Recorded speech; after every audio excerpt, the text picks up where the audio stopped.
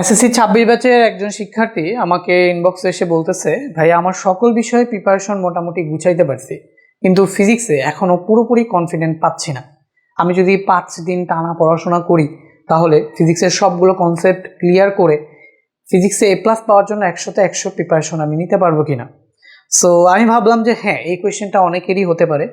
অনেকের প্রিপারেশনের অবস্থা এমন হতে পারে যে সকল সাবজেক্ট মোটামুটি ক্লিয়ার, বাট ফিজিক্সটা এখনো পরিপূর্ণ কনফিডেন্ট তাদের আসতেছে না। তো সবার জন্য আমি এই ভিডিওটা বানাচ্ছি। এই ভিডিওতে আমি কিছু রিসোর্স দিব এবং কিছু টিপস তোমাদের সাথে শেয়ার করবো, যেটা ফলো করলে তুমি যদি টানা 5 দিন সময় দাও, হইতে পারে সেই 5 দিন তুমি এসএসসি শুরু হওয়ার আগে, অথবা এসএসসি শুরু হওয়ার আগে 2 দিন, এসএসসি শুরু হওয়ার এসএসসির আগে, যেমন তোমার ধর্ম পরীক্ষা হবে 7 তারিখের মেয়ের, মেয়ের 7 তারিখে ধর্ম পরীক্ষা, 10 তারিখে কিন্তু ফিজিক্স পরীক্ষা। তো ফিজিক্সের আগেও 3 দিন পাবো, ওই 3 দিন আর পরীক্ষার আগে 2 দিন, অথবা যে কোনোভাবে তুমি যদি 5 দিন সময় দাও তাহলে তোমার একদম 100তে 100 প্রিপারেশন নিশ্চিত হওয়া পসিবল, ফিজিক্সে A+ পাওয়াও পসিবল। তো সেই প্ল্যানটা শেয়ার করার আগে আমি তোমাদের একটু রিসোর্সগুলো শেয়ার করতে চাই, যে ভাইয়ার কাছে এমন একটা রিসোর্স আছে, যেই রিসোর্সটা বা যেই প্লেলিস্টটা কেউ যদি তুমি ফলো করো, ফিজিক্সের কিচ্ছু পারো না, জাস্ট কোনো রকম এতদিন পরীক্ষা দিয়ে পার হয়ে আসছো, এতটুকু নলেজ তোমার জাস্ট আছে, তো এখন তুমি A+ পাইতে চাও, কিচ্ছু পারো না, তারপরে একটা প্লেলিস্ট তোমার কাছে আমি শেয়ার করতেছি। দেখো, এই যে আমাদের একাডেমিক ক্লাসেসের চ্যানেলে গিয়ে প্লেলিস্টে চলে যাবা। প্লেলিস্টে গিয়ে এই যে দেখো ফিজিক্স, এইখানে এই যে দেখো SSC 2026 physics test paper solving, এইখানে জাস্ট বর্তমান প্রতিযোগিতামূলক সময়। সো এখানে অ্যাড আসছে, আমি তোমাকে এই যে প্লেলিস্টটাতে গিয়ে দেখাচ্ছি। এই হচ্ছে গিয়ে প্লেলিস্ট, বুঝছো? একদম সবগুলো চ্যাপ্টার কমপ্লিট আছে, তোমার কোন চ্যাপ্টার দরকার সব চ্যাপ্টার, এই যে অধ্যায় 1, অধ্যায় 2, অধ্যায় 3, অধ্যায় 4, অধ্যায় 4-এর দেখো এখানে 3টা ক্লাস আছে, আর অধ্যায় 1, 2, 3-এর ভাইয়া মাত্র একটা করে ক্লাস। কারণ এখানে আমরা এই ক্লাসগুলো এভাবে নিয়েছিলাম, একটা ক্লাসে হচ্ছে সিকিউ সলভ করেছি, একটা ক্লাসে এমসিকিউ সলভ করেছি, অথবা যেটা চ্যাপ্টার ছোট সিকিউ এমসিকিউ একসাথে সলভ করেছি। আবার তোমাদের যে প্রবলেমগুলো ছিল আমাদের একটা হোয়াটসঅ্যাপ গ্রুপে, তোমরা সেই প্রবলেমগুলো দিচ্ছ, সেই প্রবলেমগুলোও সলভ করেছি। এই জন্য দেখবা যে এক একটা চ্যাপ্টারে কিছু কিছু চ্যাপ্টার, যেমন অধ্যায় 4-এ এখানে কিন্তু দেখো প্রথমে এসকিউ এমসিকিউ সলভিং ক্লাস আছে, আবার ডাউট সলভিং ক্লাস আছে, আবার সিকিউ সলভিং ক্লাস আছে, টোটাল 3টা ক্লাস। তো তোমার 3টা ক্লাস সময় না থাকলে দেখার দরকার নেই, একটা করে ক্লাস দেখো, জাস্ট সিকিউ সলভিং ক্লাস এবং SQ MCQ class. Doubt solving ক্লাসে অ্যাডভান্স প্রবলেমগুলো সলভ করেছি। মোট কথা এখানে চ্যাপ্টার 1, 2 এবং 3 এইখানে, আর হচ্ছে চ্যাপ্টার 8, এগুলোর এখনো এমসিকিউ এসকিউ দেই নেই, কারণ সময় আর বেশি দিন বাকি নাই। এগুলো এমসিকিউ এসকিউ একবারে দিবে, একটা ভিডিও দিব, পুরোটা থাকবে, মানে সেটাও এই প্লেলিস্টে অ্যাড হবে। তোমার যা দরকার A+ পাওয়ার জন্য এই একটা প্লেলিস্টে আছে, ঠিক আছে? যেমন এই যে অধ্যায় 1 2 ঘন্টা 41 মিনিটে সব সৃজনশীলের যত টাইপ আছে সব কভার।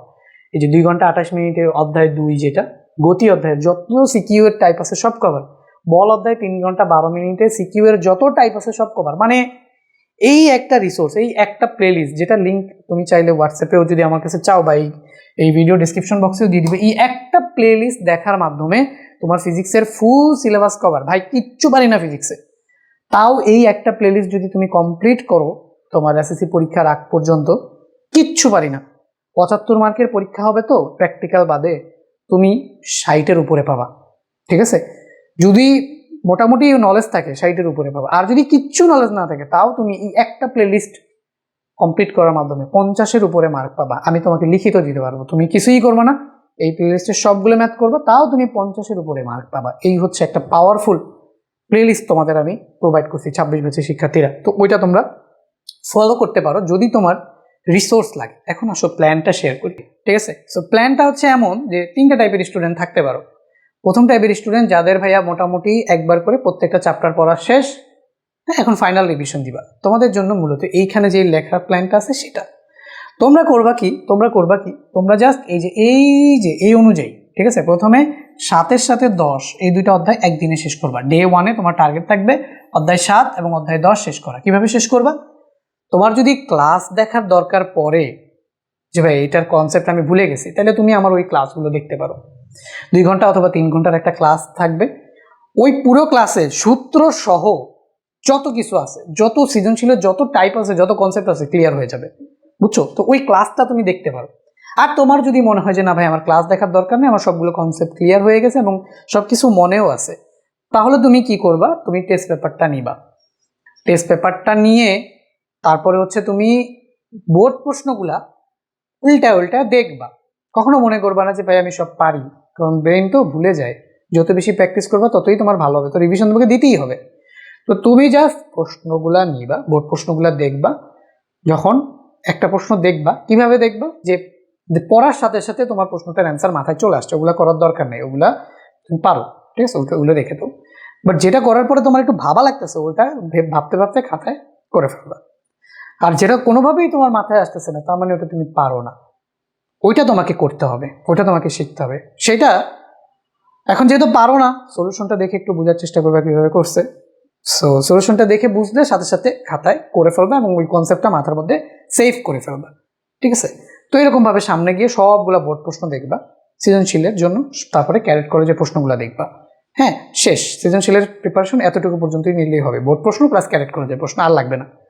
এরপরে তুমি জাস্ট সাজেশন অংশের এসকিউগুলো দেখবা, ঠিক আছে। এসকিউ তো আর বোর্ড কোয়েশ্চেন নাই, তোমাদের প্রথমবার এসকিউ। এই যে এসকিউগুলো হচ্ছে গিয়ে জাস্ট সাজেশনের অংশের এসকিউগুলো দেখবা, কি কি এসকিউ আসছে ওইভাবে পড়ে ফেলবা।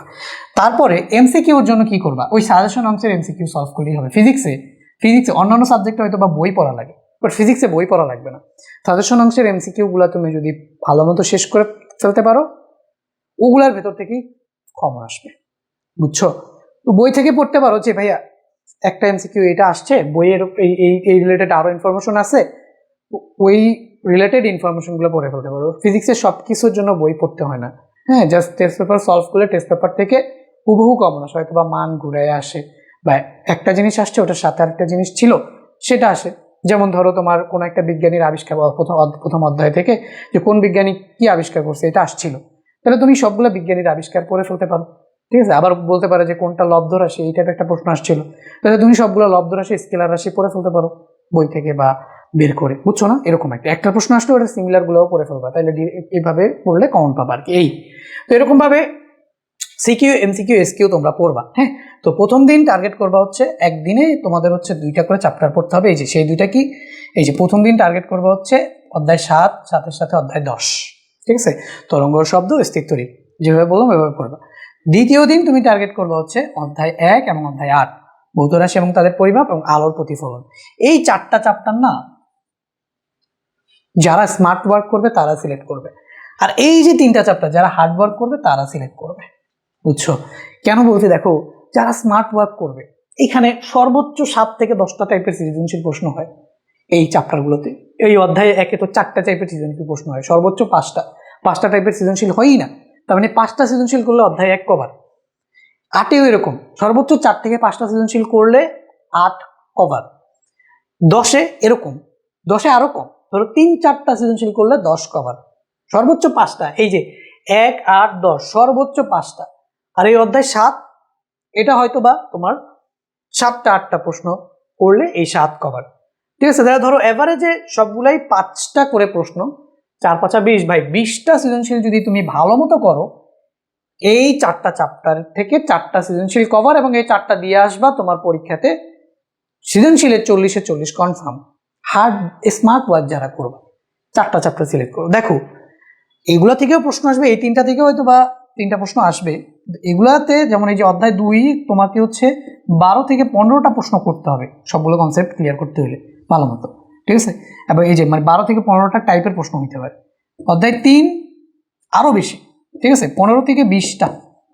অধ্যায় 4 এরকম 14 থেকে, ধরো 12 থেকে 20টা, 12 থেকে 18টা, ধরো 12 থেকে 18টা এরকম, বুঝছো।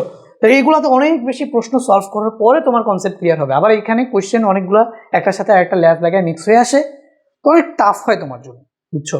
তাহলে তোমার টার্গেট হবে কি, এই চ্যাপ্টারগুলো সৃজনশীলের জন্য একটু অ্যাভয়েড করে চলতে, এইগুলাকে টার্গেট করতে, বুঝছো। তাইলে তোমার স্মার্ট ওয়ার্ক হবে, কম পরিশ্রমে বেশি ফলাফল। এইগুলো থেকেও যারা অ্যান্সার করবে তারাও যত মার্ক পাবে, এগুলো থেকে যারা অ্যান্সার করবে তারাও তো তত মার্ক পাবে, তাই না।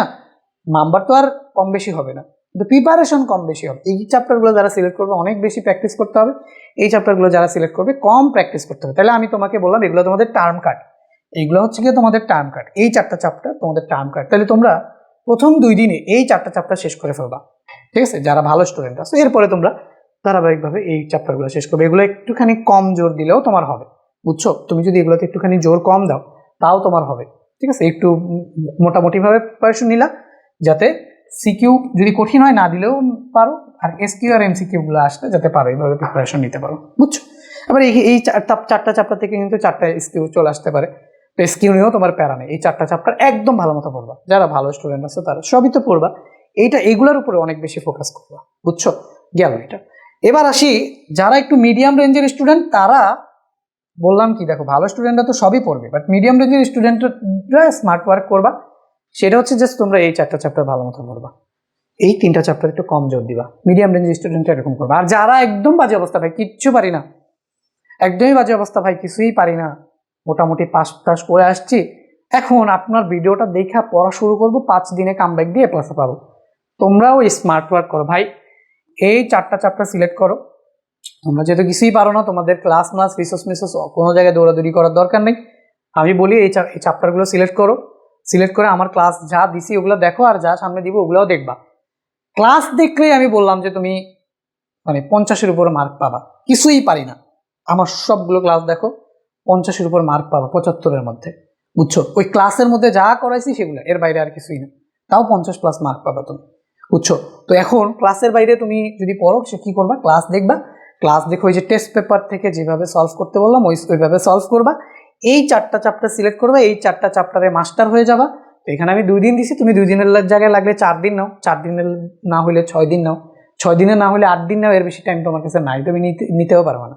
সর্বোচ্চ বেটার হয় তুমি 4 থেকে 6 দিন টাইম নিয়ে এই 4টা চ্যাপ্টার মাস্টার হয়ে যাও, ক্লাস দেখে টেস্ট পেপারে সিকিউ করে বোর্ডের এমসিএসকিউ করে এই 4টা চ্যাপ্টারে মাস্টার হয়ে যাও। আর এই যে বাকি 3টা চ্যাপ্টার আছে, এই 3টা চ্যাপ্টারে শুধুমাত্র সিকিউ এর জন্য আমার ক্লাসগুলো দেখো, আর কিচ্ছু করা লাগবে না। সিকিউ এর জন্য শুধুমাত্র আমার ক্লাসগুলো দেখো, এমসিকিউ এসকিউ এর জন্য আমার ক্লাসের পাশাপাশি টেস্ট পেপারে যে এমসিকিউ এসকিউ গুলো আছে সেগুলো করো, তোমার প্রিপারেশন 100তে 100 নিশ্চিত হবে। তো ইন জেনারেল বলি ভাইয়া, যারা মিডিয়াম রেঞ্জের স্টুডেন্টরা আসো তাদের জন্য সামারি করে বলি ভাই, তুমি জাস্ট এই 4টা চ্যাপ্টার সিলেক্ট করো, 4টা চ্যাপ্টার সিলেক্ট করে আমার ক্লাসগুলো দেখো, আমার ক্লাসগুলো দেখে তারপরে হচ্ছে তুমি জাস্ট টেস্ট পেপারটা নাও, বোর্ড প্রশ্নগুলো যেভাবে বললাম সেভাবে সলভ করো, ঠিক আছে? তাইলেই তোমার A+ নিশ্চিত, ঠিক আছে? আর এই চ্যাপ্টারগুলোর জন্য কি করবা, এইটা তো খুব ভালো মতো পড়লাম, টেস্ট পেপারের বোর্ড কোশ্চেন সবই সলভ করলাম, তো এই 3টা চ্যাপ্টার কি বাদ দিয়ে দিব না? এই 3টা চ্যাপ্টারের জন্য শুধুমাত্র আমার ক্লাস দেখো, ক্লাসে আমি যে কয়টা সিকিউ পড়াইছি সেই কয়টা সিকিউ তুমি করে ফেলো, একদম সবগুলো টাইপ তোমার কভার হয়ে যাবে, বুঝছো? এরপরে জাস্ট টেস্ট পেপার থেকে এমসিকিউ করে ফেলো, প্রিপারেশন 100তে 100 কভার হয়ে যাবে, নিশ্চিত হয়ে যাবে, বুঝতে পারছো?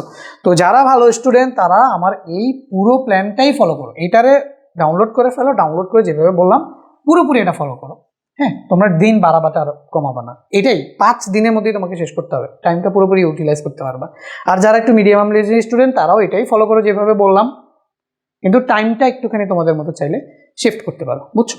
তো এই ছিল প্ল্যান। এখন তোমাদের সাথে আরেকটা জিনিস শেয়ার করি যে আমাদের একটা মডেল টেস্ট প্রোগ্রাম চলতেছে, 1 এপ্রিল থেকে শুরু হবে, দেখতে পাচ্ছ, হ্যাঁ? এই যে আমি ম্যাথ, ফিজিক্স এবং হায়ার ম্যাথের উপর এক্সামটা নিব। এটার মেইন ফোকাস হচ্ছে তোমার নিজেকে যাচাই করা বলতে কি, তুমি যে খাতাটা লিখতেছো সেটা ঠিকভাবে লিখতেছো কিনা, পরীক্ষার আগে তুমি এটাকে ঠিকভাবে শিক্ষকের কাছে রিপ্রেজেন্ট করবা কিনা সেটা যাচাই করতে পারবা।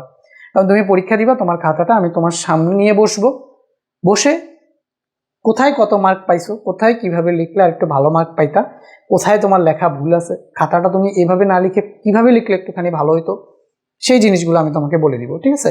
তো চাইলে ভর্তি হইতে পারো। তো আমাদের এটা দেখতে পাচ্ছ বিজ্ঞান বিভাগের জন্য টোটাল 8টা পরীক্ষা এবং ব্যবসা মানবিক বিভাগের জন্য 3টা পরীক্ষা, হ্যাঁ? সো বিজ্ঞান বিভাগের জন্য 200 টাকা এবং মানবিক বিভাগের জন্য 100 টাকা দিয়ে চাইলে তুমি ভর্তি হইতে পারবে, ঠিক আছে? তো ভর্তি হওয়ার জন্য 01518996577 নাম্বারে যোগাযোগ করলেই হবে। আর আরেকটা জিনিস আছে, সেটা হচ্ছে প্রাইভেট সাপোর্ট ইনবক্স প্রোগ্রাম। তো পরীক্ষায় আর কিছুদিন বাকি নেই, বা বেশি দিন তো বাকি নেই, অল্প কিছুদিন বাকি আছে। এই টাইমে এসে যদি কেউ ফিজিক্সের পুরোপুরি প্রিপারেশন নিতে চাও, তাহলে অবশ্যই সলভ করতে গিয়ে তুমি অনেক জায়গায় প্রবলেম ফেস করবা। তো সেই প্রবলেমগুলোকে সলভ করে দেওয়ার জন্য ইনবক্সে তোমাকে একটা বড় ভাইয়ের হেল্প দরকার, সেই হেল্পটা আমি এই প্রোগ্রামে করি। এটা ভর্তি ফি মাত্র 500 টাকা। 500 টাকায় তুমি আমার সাথে ডিরেক্টলি ইনবক্সে কানেক্ট হয়ে যাবা।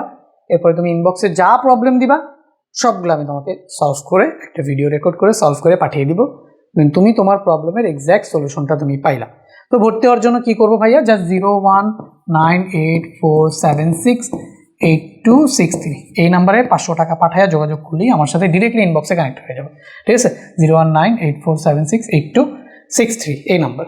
ওকে, সো দেখা হবে পরবর্তী ভিডিওতে, ততক্ষণ পর্যন্ত সবাই ভালো থাকবে এবং ভালো মতো পড়াশোনা করবে। আল্লাহ হাফেজ।